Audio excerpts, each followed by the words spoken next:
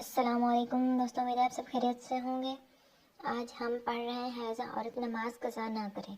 اور جابر بن عبداللہ اور ابو سعید رضی اللہ تعالیٰ نبی کریم صلی اللہ علیہ وسلم سے روایت کرتے ہیں کہ حیضہ نماز چھوڑ دے۔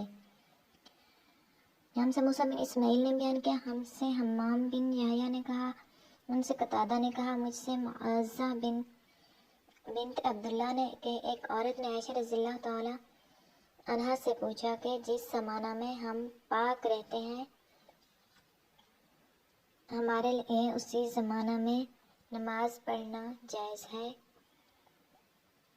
حضرت عائشہ رضی اللہ تعالیٰ عنہ نے فرمایا، ہم نبی کریم صلی اللہ علیہ وسلم کے زمانہ میں حیضہ ہوتی تھی اور آپ ہمیں نماز کا حکم نہیں دیتے تھے۔ یہ حضرت عائشہ رضی اللہ تعالیٰ عنہ نے یہ فرمایا کہ ہم نماز نہیں پڑھتی تھیں۔ آج کی ہماری یہ ویڈیو یہاں پر ختم ہوتی ہے۔ امید ہے آپ لوگوں کو سمجھ آ گئی ہوگی کہ حیض والے دن عورت کو نماز نہیں پڑھنی چاہیے۔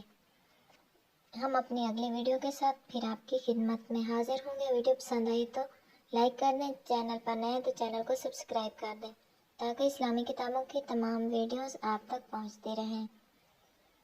اللہ نگہبان۔